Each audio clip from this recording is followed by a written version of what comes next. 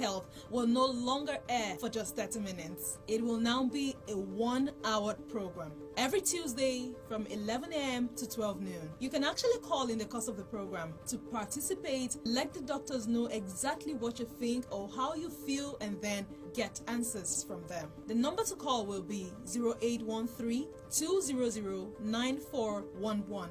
Again, the number to call will be 0813-200-9411. Remember, you can only call in the course of the program when the phone lines are open. Once again, every Tuesday, 11 a.m. to 12 noon. Talk Health is actually open for sponsorship, and for sponsorship, call the numbers on your screen. I remain your presenter, Iwange Baja. Keep watching Talk Health, keep watching Benue Television. Stay healthy.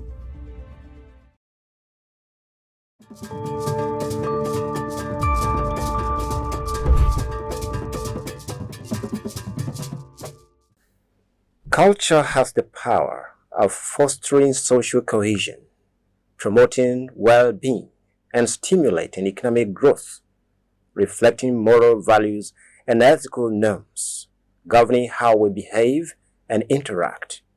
However, the influence of modernization, Christianity, commerce, civilization, change, development, looting, and antiquarian, among others, make this seemingly powerful force of culture powerless. What do you think? Welcome to The Anchor. I am Teve Agabi.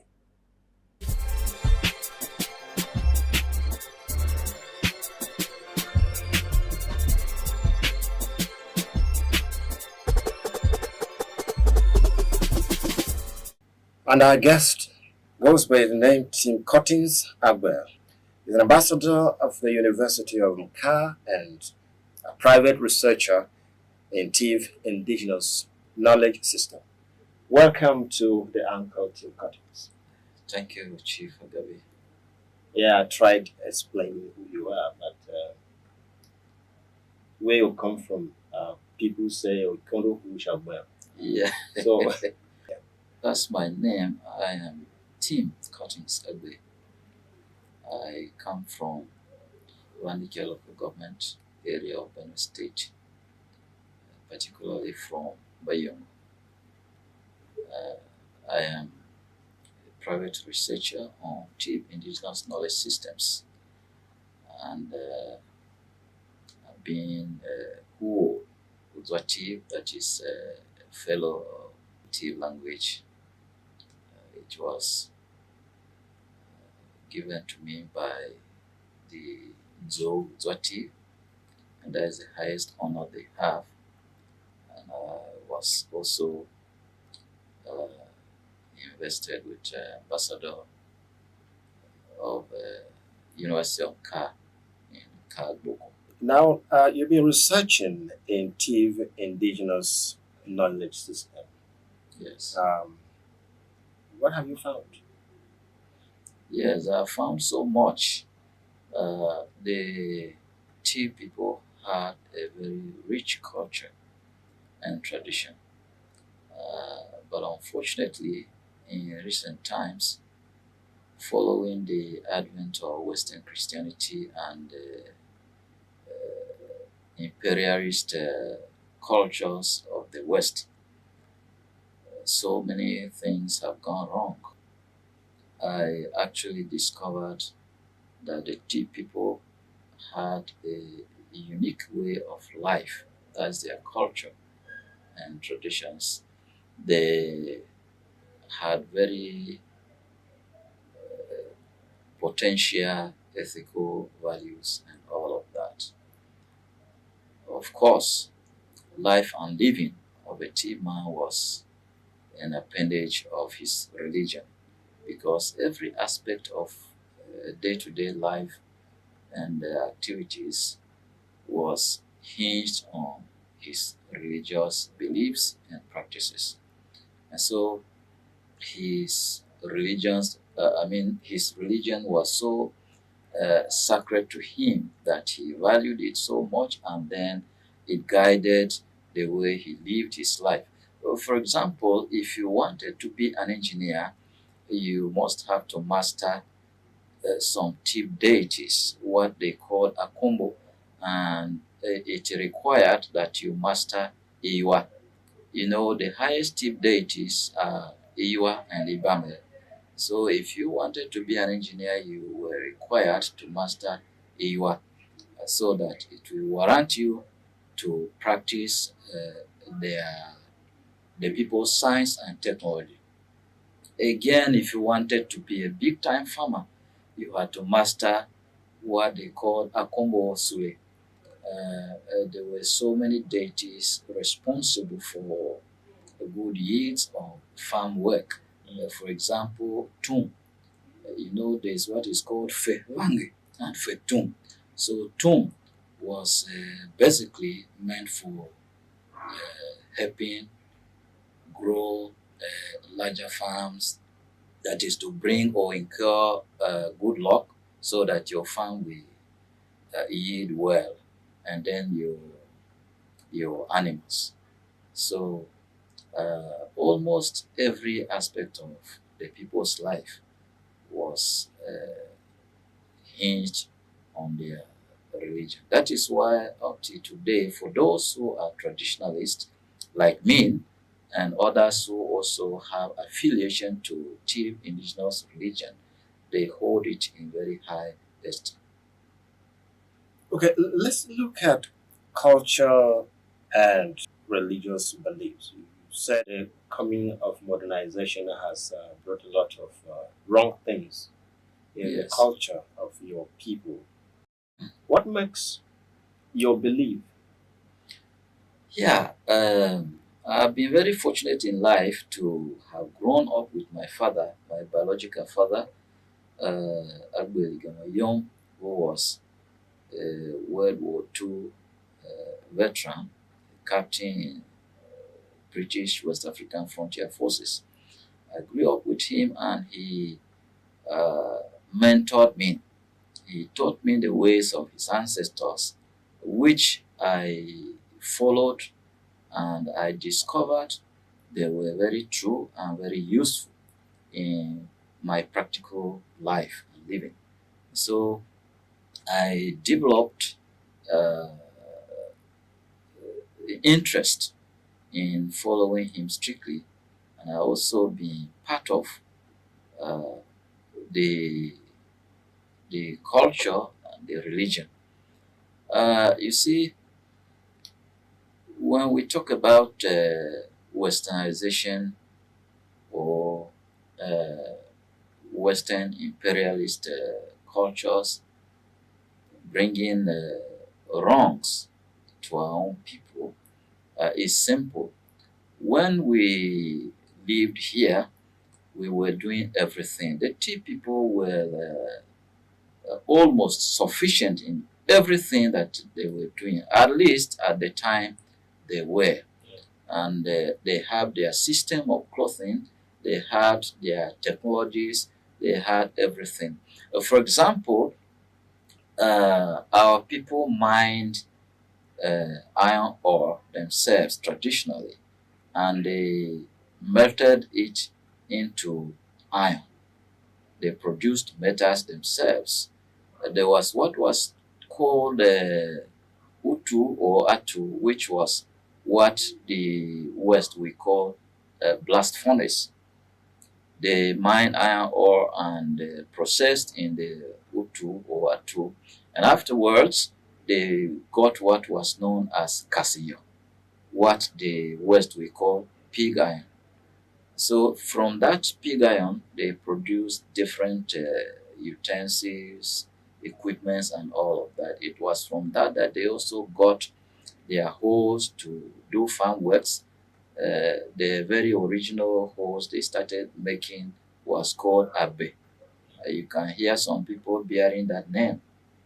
So everything was within their own reach. They were developing their technologies, their medical sciences, and all of that. But when the whites came, they tried to prevent us from developing our indigenous knowledge systems further. That was when they even brought their clothes, what we use today, for business purposes so that they will market their own clothing system to us and get money. It was not as if our own was bad. They brought their religion. There are striking similarities in some of their Christians' practices and our own traditional practices, but they condemned our own practices that they were an aberration. And if we do that, we will go to hellfire. Of course, some of us do not believe in hellfire or heaven somewhere else. But then, for example, the Girinya dance.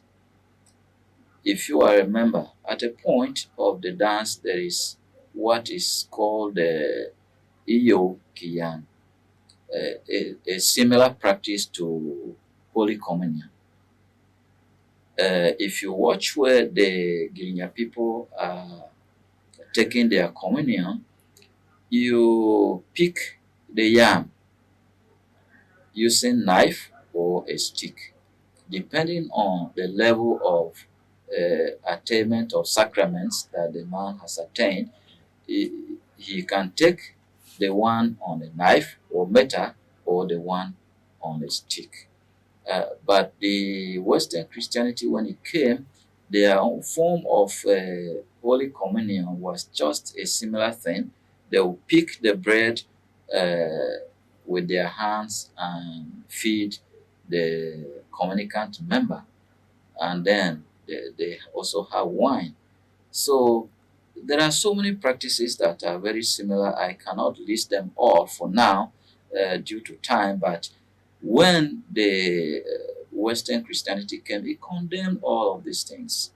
Mind you, we were living here, our women were delivering children and all of that. We were practicing our medical, doing our medical practices the way we knew, and we're still developing them.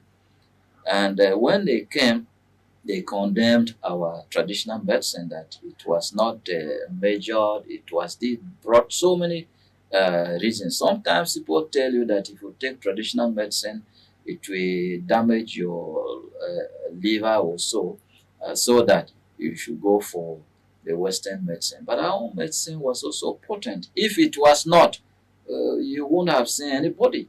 We would have died all. There were sicknesses, there were outbreaks, and we handled them in our own traditional way.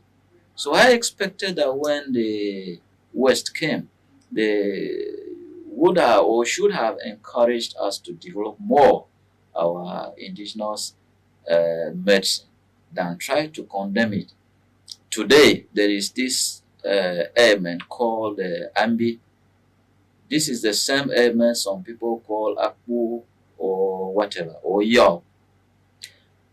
I have not known Western hospitals or clinical systems to treat it, but traditionally our people treat it effectively. But that takes us to the concept of good life or good living, concept of culture and life. What constitutes good life? What constitutes good life is a pious living. What it means is that you are not living a wicked life.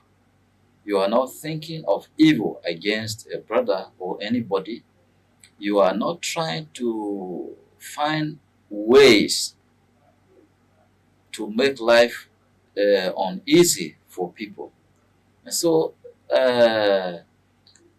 life and living was controlled on the ethical values of the tea people, such as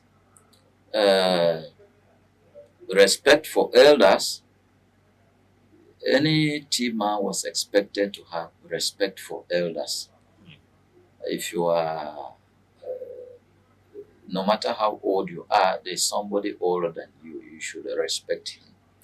We were taught how to respect people and elders. So much that if you are doing what is bad and somebody tells you what you are doing is not good, you respectfully apologize and walk away.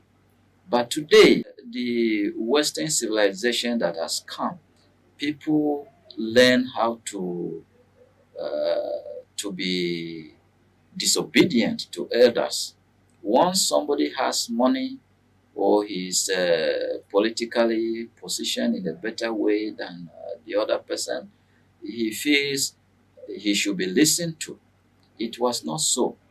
And then, if you see anybody or if you see a brother suffering or is hungry, you provide for him if you have. Today, people don't care. And then we were taught not to outsmart one another. We were taught how to show love to one another. Today, people try to outsmart one another. If we are doing business, you'll be thinking of getting away with all the money while I lose. If I'm doing business with another person, I'm thinking of let him lose, let me gain. It was not so in the thief society. The thief culture influenced a good life. The culture had ethical values that everyone was expected to keep as an obligation. Whether you like it or you don't, you must have to keep, because that was the provision traditionally laid down for any man who was a thief person to practice. So we were taught a good life. A good life was influenced by the cultural provisions of the thief people. So why is that not showing much these days? Or is it because the culture was neglected? Yes, Is it too late? it is not too late if our people will accept that there is need to go back to ancestral practices that were very useful and helpful. There is still time. It is because of westernization or Western civilization that our people have deviated from cultural practices that were good and guided good life, that we are seeing what we see today. If we go back to that, I think everything will fall in place. How do we go back? There are agents that can influence this kind of thing. One, the Totif is there, uh, the church is there, politicians are also there. Why I mention these people is that they are the people that society look up to them for some decisions and for some guidance. If the Totif now tells his people or his subjects that they should go back to their cultural ways that were very helpful, every Tiv man will listen to him. And now the church has come to stay in Tiv land. If the church tells its followers or members that they should not abandon completely their traditional practices that were very useful, I think the people will listen to them. For instance, the Catholic Church brought the issue of incarceration theology, which is not working due to certain things that we may not have time to talk about now. But then again, recently, the Pope issued a statement which connotes that the church should bring up a pastoral program that will accommodate traditional wisdom. So if that is done, for example, if the tea people say that in our church we want people to swell on swim so that there will be no issues of lies and so on. Sometimes you hear that a brother impregnates a sister and he denies. But if he swears on swim, he will tell the truth. So the church has a hand in trying to shape this if it can. And the Totiv is there. Politicians, young people especially, listen to them. So if they tell the younger generation to go back to their traditional practices, they will listen to them. Yeah, still ask how we are going to do that, because you just mentioned SWAM in your analysis there, and I remember in the immediate past, SWAM was publicly denounced by the T people. I doubt. If you say the T people, I doubt. But that was done publicly. If you can't say that the T people and when I was not part of it, and other people were not part of it. So you are saying that if a few persons were talking on behalf of the T people, probably maybe they were not sent also. I can't figure out that for now, or I can't tell. But if you say that the T people denounce SWAM, that I doubt.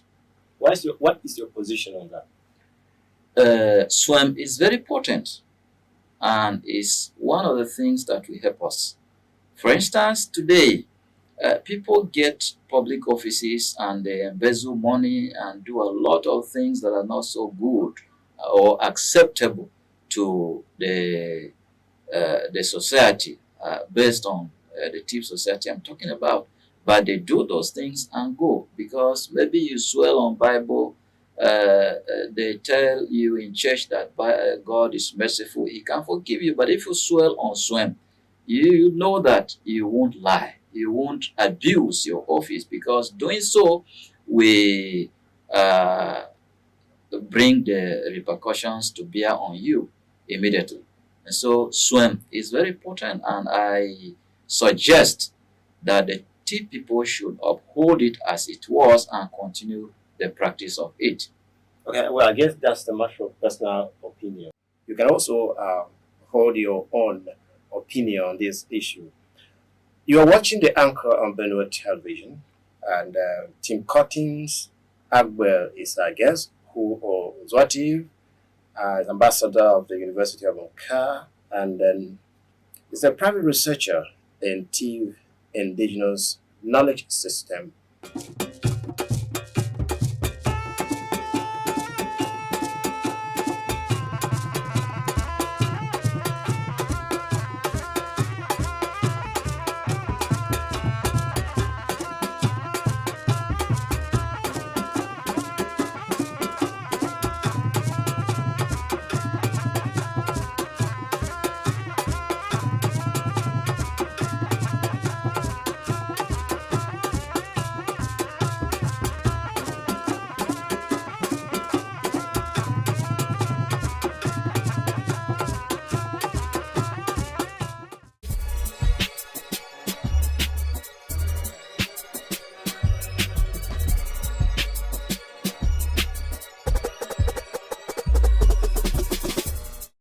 You carried out an intensive research on TIV Indigenous Knowledge Systems. Yes. You discovered a lot.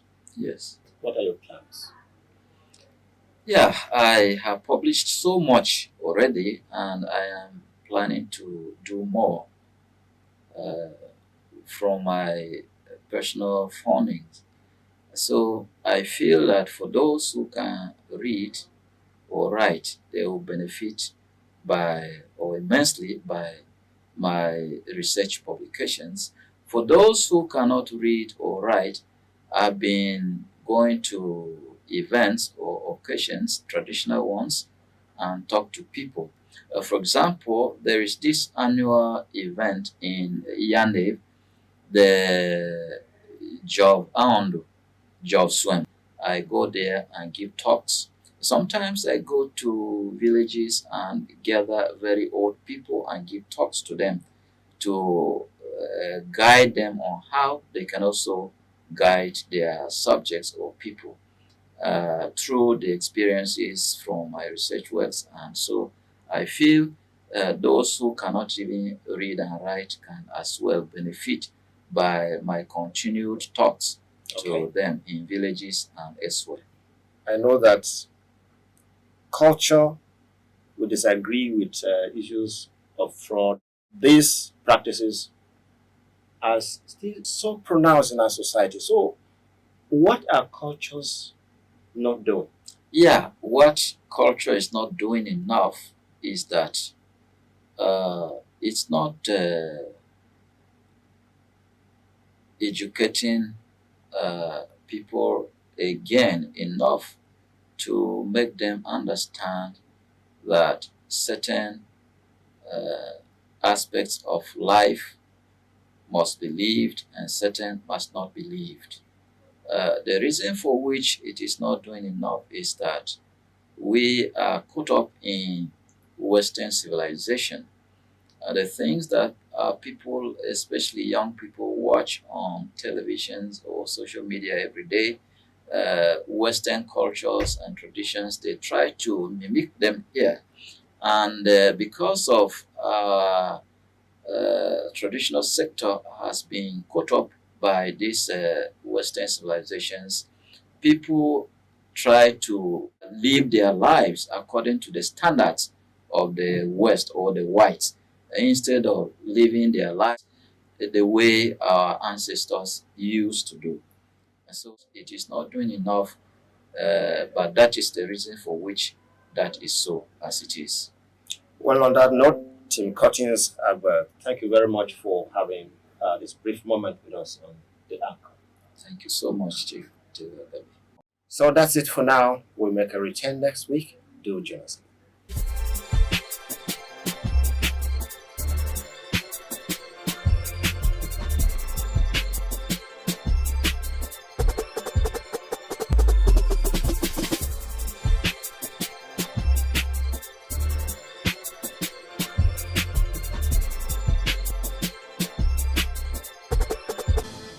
Welcome to the exciting world of Benue television, where we give you an exclusive...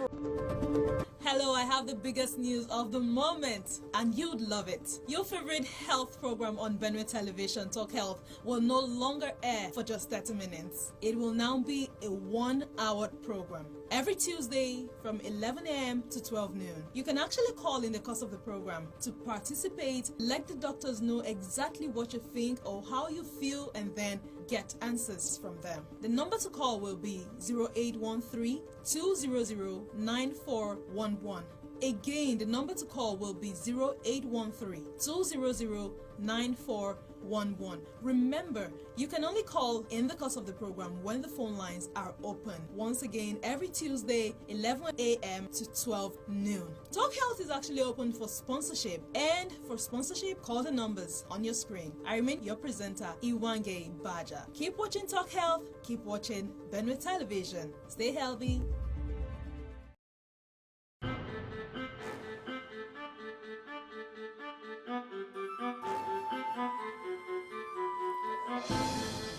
Welcome to the exciting world of Benue television, where we give you an exclusive...